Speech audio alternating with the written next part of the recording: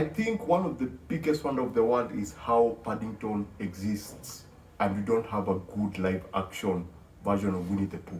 If you were to ask me, Paddington is one of the best Winnie the Pooh productions, period, without everyone else. Because I don't understand how Disney doesn't get it right. I mean, Disney could easily grab the production team because this is a British show, a British movie. Grab these British producers and bring them to Hollywood and tell them to make a good Winnie the Pooh movie. Do anything you want because this is the third movie, Paddington in Peru.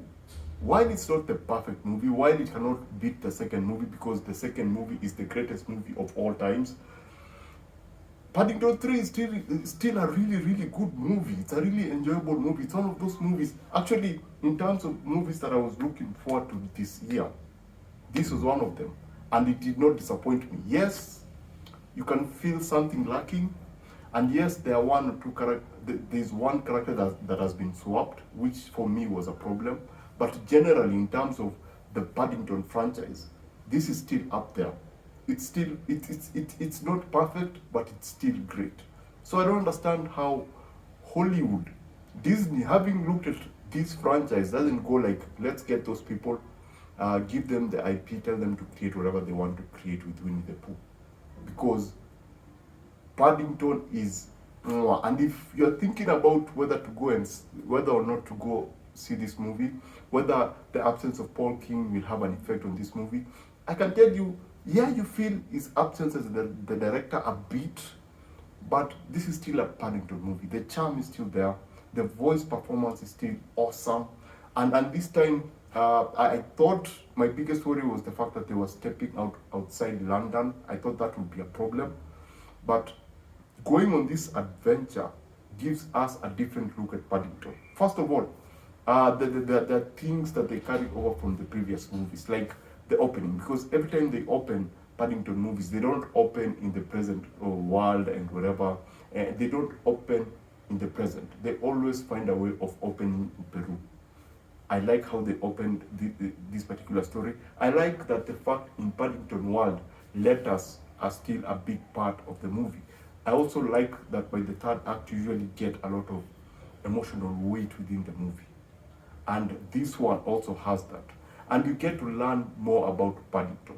Yeah, and when it comes to now leaving London and going into this other journey, the fact that this feels more like an adventure. This feels more like an adventure, and they are going to discover mythical things that we've had in our own world. Like you think of a place that is made of gold, that has so much gold. If you imagine that place, there's something that is connected with Paddington to that particular place. And I like how they were able to tie all that in and maybe make some references to the first movie. There are MacGuffins that are introduced that are important in terms of, I don't want to spoil it for you, but I want you to think of Paddington's home. Yeah. There are things that are tied to that idea. And when you get to the third act, you get those moments where Paddington has to make a decision. He has to choose whether to remain, I don't want to spoil, whether to do something or not do something. And he chooses what you'd expect him to choose. So, I like the fact that the heart is still there. I like the fact that the entertainment factor is still there. Antonio Banderas is a very interesting addition to the movie, but Hugh Grant, man. And if you love Hugh Grant for the second movie, stay up to the end. This is social media, whatever. There are some pleasant things that they set up that I thought were very, very interesting in connecting with the other movies. Now, here's the thing that I had a problem with this particular movie. In a way, this feels like he's setting up something else by the end of it, which the Paddington movies never do. They usually have a conclusive end. And this felt more like, they were sprinkling some ideas into what they would want to do in the future movie, which is not a bad thing. But I would hope, I would have wished that they would have just given a small hint and then gone into now maybe opening up the idea of taking Paddington to different places, because this opens up Paddington in a way that we've never seen him before. in terms of his past. Apart from the jungle, apart from the Amazon, there's something that they go into that opens up his story.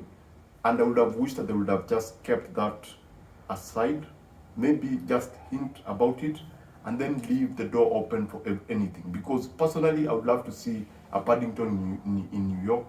I would like to see a Paddington in Italy. You know, I would like to see a Paddington in Japan. It would be awesome. I would like to see how they would put this, mild-mannered, uh, polite, charming little fella in a country, in a place like New York, where everything is chaotic, or in a country as respective as Japan, where you have to constantly bow down. You know, those situations. I would like to see if they would actually take Paddington to Africa, bring them to Paddington goes for a safari somewhere in Africa. But anyway, if you're thinking whether you should go and see this movie or not, go see it. It's pretty awesome. It's worth your time. It's worth your money. Is it for kids or adults? It's for everyone. And yes, it will make you feel something. And yes, it will appeal to kids. And yes, it will. Trust me, like the first two movies, there is a part that just grabs you. But that third act, there's a moment that, and they still manage to actually effectively use Auntie Lucy. I think she was they always have a way of using her to, emotionally manipulate the audience, and that is still consistent in this particular movie. There are other additions, as you may have seen in the trailers. They're okay, though I don't think they're such a big deal, but they're okay in terms of just adding value to this particular journey. In terms of initiating the journey in itself, the additions are, they're pretty okay. But basically that's it. So go see Paddington. It's the Paddington franchise is perfect according to me. As up to the third movie, it's actually perfect. So basically that's it. Remember to always watch what you enjoy and enjoy what you watch. I shall see you on the next one. Adios.